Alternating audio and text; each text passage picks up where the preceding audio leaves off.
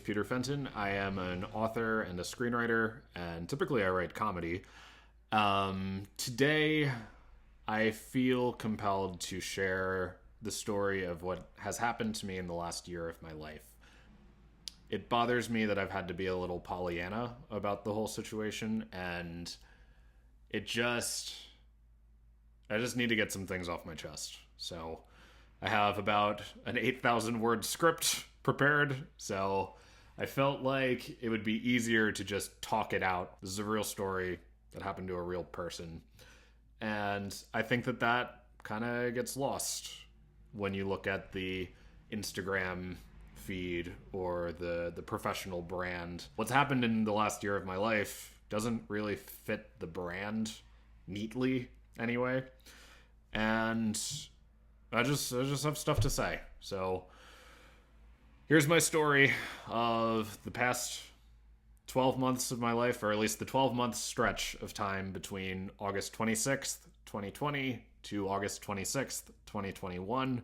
I've been told sharing your story helps. So this is my story. I hope it helps.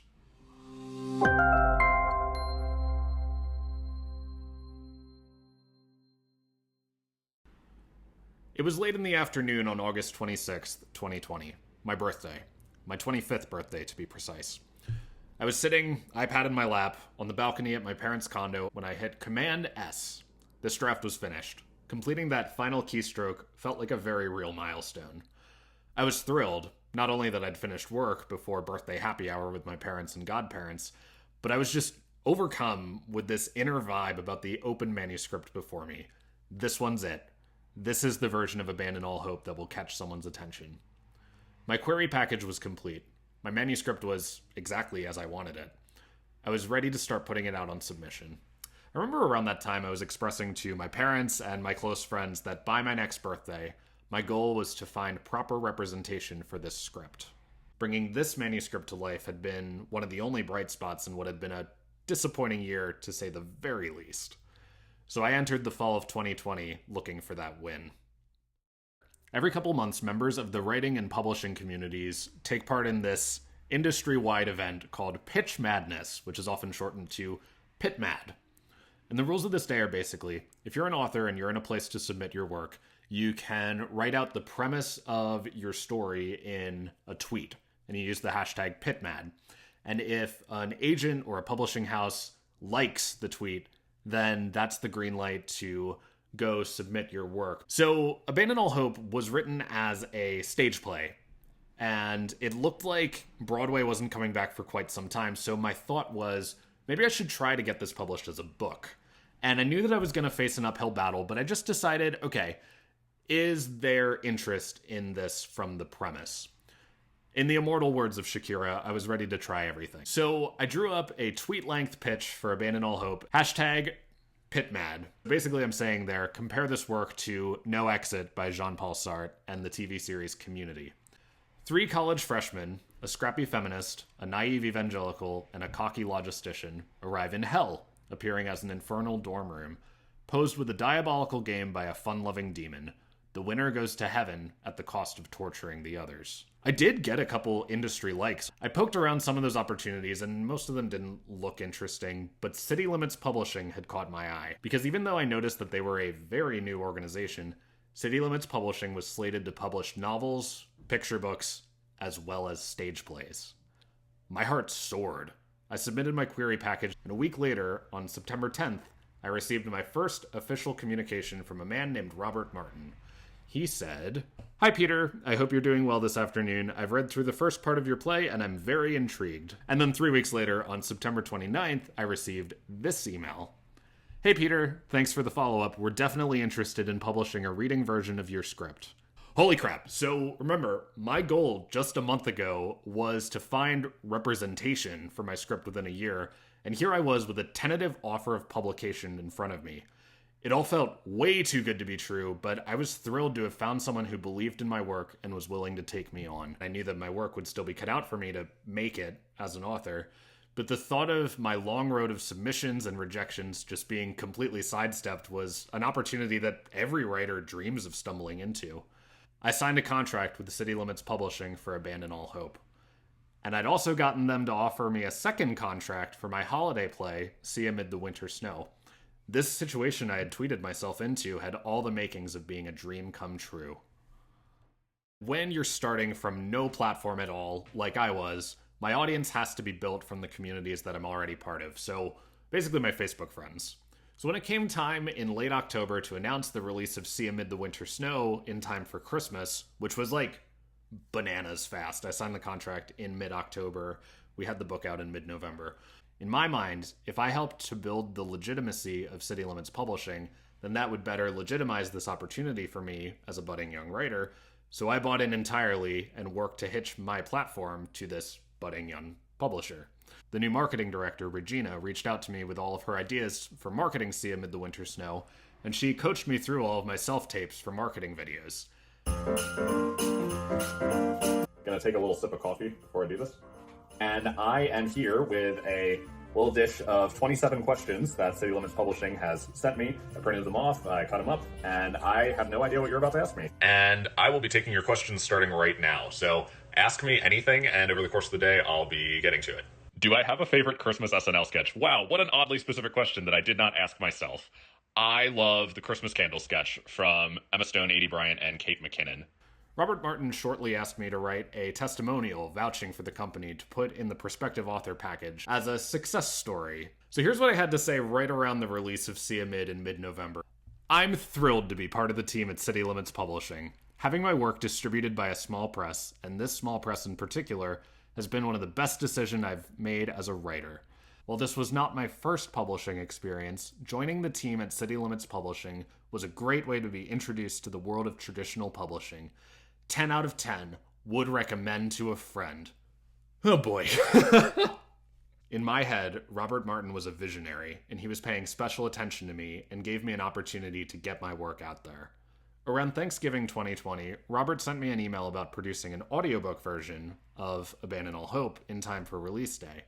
He said that I could have full creative control over the process, and we would even pay the audiobook artists. So this was going to be a project that I was in charge of creatively, that was funded, that someone else was handling the business of. This was music to my ears. So this group was a team of my friends and family coming together under my leadership that I really felt great about. They were each promised a $200 stipend for being part of 2 rehearsals and a live recording of the audiobook. And so as we flipped the calendar to 2021, everything looked like it was falling into place. It did worry me slightly that I hadn't gotten my 50 promised author copies yet, and that many of my friends and family hadn't gotten their copies of See Amid delivered. But I was now a published author, so who the hell cared about those questions? In hindsight, yes, all of these were red flags, but when you think you want something bad enough, you will ignore even the clearest signs to get out.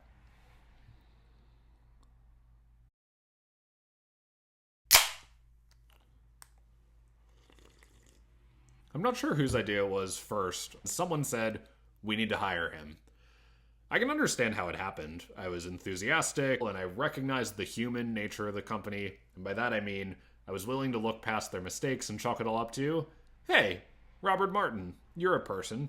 We're in this together, and I'm willing to work with you, warts and all, because you are the opportunity I have. After an interview process that would be a mere formality, I would be named the Publishing Accounts Executive. Essentially, I would be in charge of contract negotiations and walking authors through the process of signing with City Limits. This was it. Finally, I would be working full-time in the world of words and making more money than I'd ever made in my life. I would be helping other authors have the same amazing experience I was having. I quit my job waiting tables because this job was such a natural fit. The honeymoon phase was really fun. Robert essentially had me handle most communication with authors. Being a friendly face with the very best of intentions, I quickly built trust with many people, and those people extended the trust they built in me to the company at large.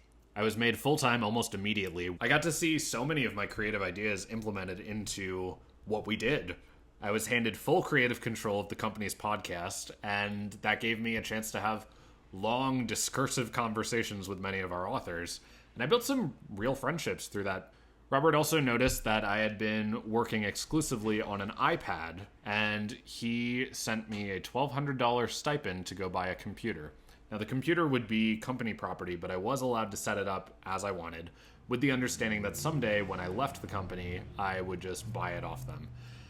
I nearly cried when he raised the idea of the laptop with me. This man, Robert Martin, was so generous. The principal track for the audiobook of Abandon All Hope was recorded live on Zoom at the beginning of February, and we had a blast putting the thing together. Robert expressed how pleased he was with the performance and just gushed over and over about how great of a story I had written. After we finished recording, I popped open a bottle of champagne with my parents. We had plenty to celebrate that night. That week, I had also received my first real sales report. Siamid had allegedly sold over 500 copies in the holiday season. This was the peak. When I was at my highest feelings about my job, and about City Limits Publishing as a company, and about Robert Martin as a person, I knew that he really believed in me, and he wanted to set me up for success. And I really did feel so damn successful. I felt so successful, in fact, that I got my dad fully roped into City Limits as well, even beyond the audiobook. See, as a kid, in elementary school and middle school, I had watched my dad write a novel, First Circle, that he completed somewhere around 2008. So I had an idea with my new position of power as a publishing industry executive. With my dad's blessing, I pitched First Circle to our editorial department. I got to write the email with an offer of publication to my own father. It was surreal. We would joke for a while that usually nepotism goes the other way, but regardless, Jim Fenton's debut novel was being published, and to my rapidly growing Instagram following, I was kind of living the perfect life. But then the February 15th payday came and went, and so did the February 28th payday. Not a cent was deposited into my account.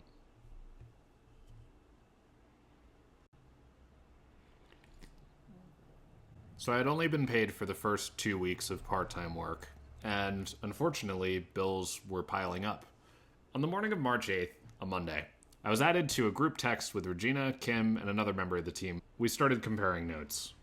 None of us had been paid since the end of January, and Robert had been cagey whenever any of us had asked him about pay. We decided I would call a meeting of everybody to get some answers out of Robert and about where our money was. Which is a perfectly reasonable thing for an employee to ask their employer, I might add.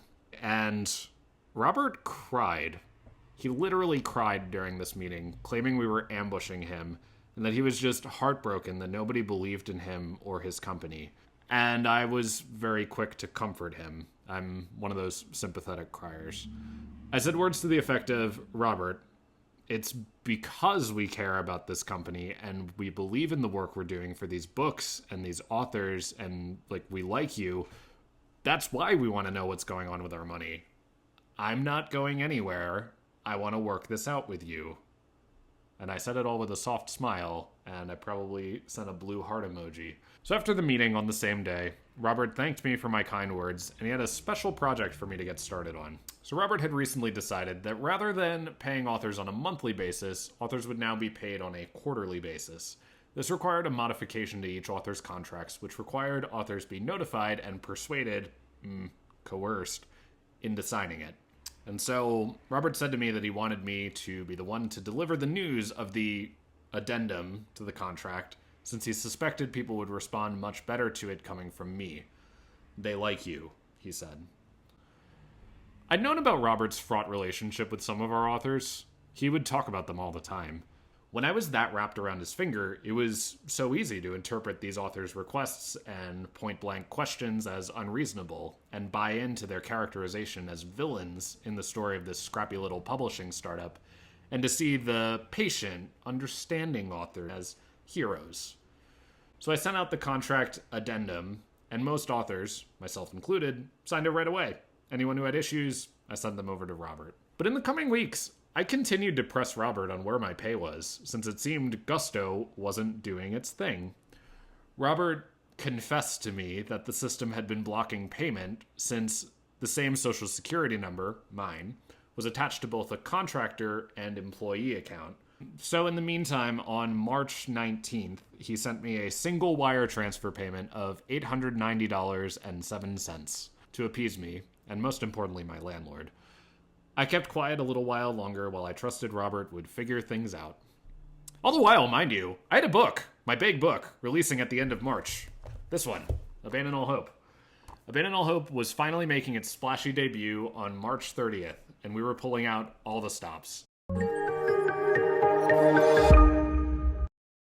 Hello, everybody. I'm Peter Fenton, and I'm the author of Abandon All Hope, which is releasing on March 30th, 2021, with City Limits Publishing. I'll drink to that. We were selling like crazy.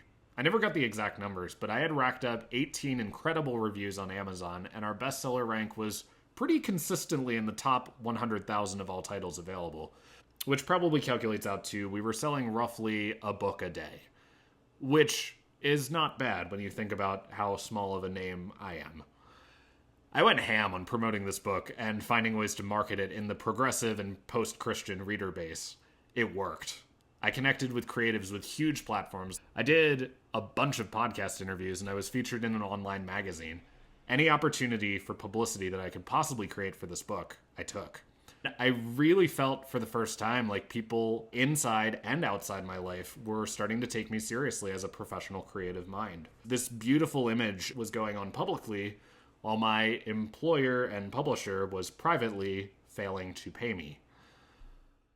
It became almost a ritual. At some point in the week, I would ask about money. Robert would tell me to hang on just a little while longer. And so I did, because I really did like my job. In the second week of April, after weeks of our little pay question ritual, Robert told me on a Monday that he had initiated a wire transfer that would clear within the next day or two. By Wednesday, when nothing had happened, he admitted that he hadn't sent the wire transfer that he promised. He said, "It was unintentional, and I truly am sorry. I am sending it this morning and will send you the confirmation for your records." So by Friday, April 16th, that wire transfer that he claimed to have initiated on Wednesday still hadn't arrived in my account, so I told him, "Robert, I'm going to wait to start work today until I see that money come in." And he said, "Hey, just take the day off. We'll get it figured out on Monday." So generous. That night I was heading out to my parents' house anyway. It was my dad's birthday. And I just remember that day was the first time that I got really seethingly angry. My dad's birthday was the turning point for my feelings about Robert and City Limits Publishing. But I knew I had to keep holding on, because what if the money does come through? I loved my job, and that promised wire transfer did end up coming in on Monday, but we were still 2 months behind on payment. So while this was going on, my responsibilities only grew and my relationships only deepened. Our junior editor left the company kind of out of the blue, to me anyway, and so I was asked to start taking on some editing projects. Robert and Kim started me off by having me edit a sci-fi genre romp written by an author who at the time was 14 years old, a middle school student. Through editing his book and corresponding with him and his mom throughout, I grew to see him as sort of a little brother figure. His mother sent me the kindest note in April, which read, "Hi, Peter. I just want to thank you for all that you have done for my son. You have made this such a positive experience for him, and I am so grateful. When my son accepted the offer from City Limits, my prayer was that God would place him with just the right editor. Thank you for your patience and for taking a chance on my son."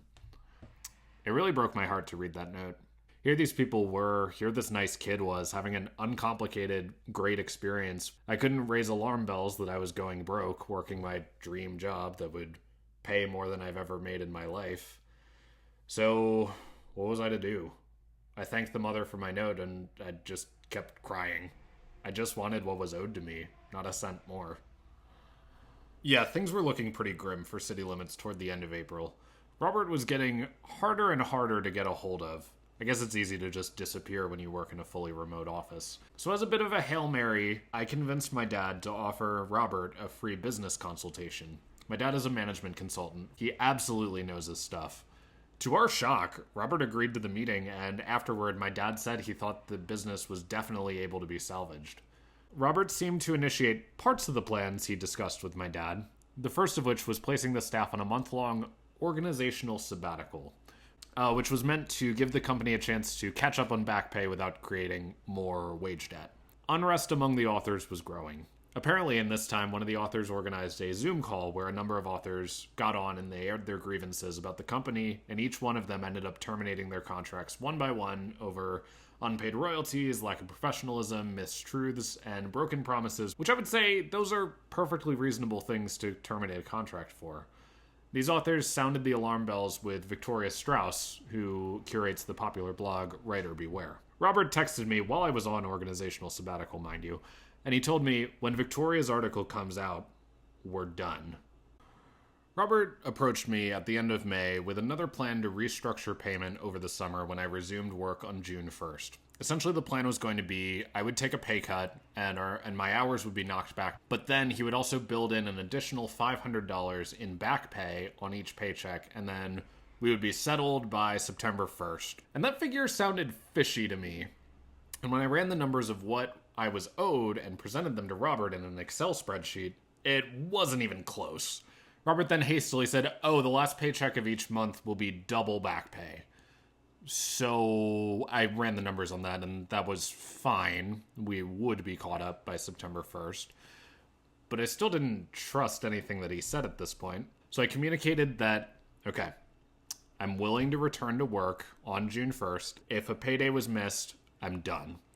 But I was only willing to follow through with this plan if you paid up every cent of royalties owed from Q4 2020 and Q1 2021. And I was pleasantly surprised to see, later that day, every cent promised to me from my book statements to date had arrived in my account. I did get paid when I got assertive enough. When June 1st came, I really wasn't happy to return to work. I had a gut feeling that we were on the tipping point of disaster. I was just waiting, very anxiously, to see if I would get paid on June 15th. I think any last shreds of confidence I had just evaporated in a pair of email conversations I was CC'd on in the week of June 10th. The first came from an author requesting termination of her contract. Let this email serve as a second reminder that I am waiting for that paperwork releasing me from my contract and reverting all rights to my novel back to me. The contract clearly states that City Limits Press has 6 months to remedy issues after the book has been published. As my novel has not been published, and frankly there's no way it'll be ready by August, the 6 months clause does not apply. This is fraud. And the second was an exchange with an author who had already terminated her contract. Robert, please follow through on your word to reimburse my pre-order customers. None of them have received a credit. I don't want to hear another excuse about credit card companies when you aren't following through on your word. Again. I've included Peter in this message for accountability. This is exhausting. Do your job and stop placing the blame on everyone else but you. This is fraud. How dare you send an email like this? Unbelievable. Heaven forbid you give time for anything to process. I am not a fraud! Yeah, so that Friday, June 11th, was when Victoria Strauss's article on the Writer Beware blog released. I'll link it wherever I post this video. I didn't even bother checking in with Robert that day. I didn't want to hear anything he had to say. The next milestone, of course, was June 15th. I woke up that morning determined to tell Robert I quit if I wasn't paid that day. And no new money was in my account, and I asked him where my money was. He then proceeds to tell me that the business is going to shut down. Robert made me promise not to tell the authors what was going on, that he would address them by the end of the week. The by the end of the week that Robert had promised he was going to tell authors what was going on had long since come and gone, and here we were at the end of June, and nobody had heard a word from Robert. The website had even vanished without a trace. I finally heard from Robert 2 weeks later. He said he heard I was talking to authors and was disheartened to hear that I called City Limits Publishing a shit show, but he understood. I'll admit I did use those exact words. He asked me if I would be willing to keep the computer to deduct from part of my payout, and I said, fine. And only then did he communicate to the authors the following. Good afternoon. I hope this email finds you well. I regret to inform you that City Limits Publishing has begun the process of closing our doors. First, we'll be officially moving our blah, blah, blah, blah, blah, blah. We don't need to see all of this. He ended his email by saying this. I know there will be more questions. Please email them over and I will do my best to answer them. Because of the difficulties of this subject, all communications must be in writing moving forward. Please accept my sincerest apologies for this unfortunate turn of events. I look forward to closing out peacefully and ending things on positive terms with all involved. Sincerely, Robert. So I did receive 2 letters of termination for my contracts that week, along with a Q2 sales statement for See Amid. Robert never sent me a Q2 sales statement for Abandon All Hope. I wrote one final email to Robert Martin on July 21st. I kept what I actually sent fairly clean and professional, but here's what I wanted to say. I am incredibly disappointed. I did excellent work for you as a full-time employee, and I know for a fact that Abandon All Hope outsold Sia Mid. Where is my sales statement that was promised to come by the end of last week? Where are my $7,515 in still unpaid wages for labor I did months ago? Do they just not exist? Is anyone going to get paid when the company officially closes? Have all of these people just been strung along only to see nothing or nothing more for their efforts or intellectual property? Not even just me, but Regina, Kim, the art department who has families to raise, my audiobook narrators who, Jeffrey Coe and Natalia Dominguez, by the way, never received a dime from City Limits, my own father who took pity on you and was willing to help you save your business, a kid, a literal kid in middle school. This hurts. This really hurts on a human level. We had a friendship, Robert. I opened up to you. I looked up to you. I don't want excuses. I just want what I'm owed. And so we had come full circle. It was now my 26th birthday. I had a nice day. I took off from working at the bar. My parents came to spend the day with me. It had been like over a year since either of them had been in my apartment, crazy enough. After they left, I had a Zoom call with some of my college buddies. It was low-key, but nice to be surrounded by so much love in my life. On that day, I kept thinking about where I was a year ago. The only thing I had wanted was to find literary representation for Abandon All Hope by my next birthday. And here I was, on August 26th, a year later, self-publishing the second edition of Abandon All Hope with a new cover and subtitle, and working with my dad to re-release First Circle under the same self-publishing label. I also ended up paying my audiobook narrators out of pocket. I'll be honest, I don't know how to feel. I don't care who you are. I think anyone would feel the effects of losing $10,000. I think the most insidious thing about this whole situation, and why so many of us are as angry as we are, was that we really believed that Robert Martin cared about us. He trained us to see the human in him so that we would open him up to the human in us, so that he could exploit it. It got so utterly personal that he took me under his wing the way he did and walked away without payment or a single honest word. I feel so violated by this whole experience. While I am employed again, I'm working as a bartender and a waiter, and I don't need to see that money as much. I hate that my abuser has gotten away with this. That's as much as I can say about how this story ends. I hope this isn't the end of the story. I know it isn't. I'm only 26 years old. I've got a whole writing career in front of me. I think this experience has taught me that I am a fiercely loyal person, and that not everyone has the same moral code that I do. And I really thought that I was too smart to get scammed. It's definitely making me think twice before diving headfirst into anything. Any kind of opportunity that feels too good to be true. And even when I dive into a new opportunity, I'm definitely not bringing my whole world into it until I've properly vetted it. It's my story. I've been told that sharing your story is helpful. So, hope this helps. So if I bring home to Mama, I guess I better warn ya. She feels every heartache I go through. And if my dad sees me crying, he'll pour some vodka over ice and tell a lie and say he never really liked you. Oh, if we break up, I'll be fine, but you'll be pretty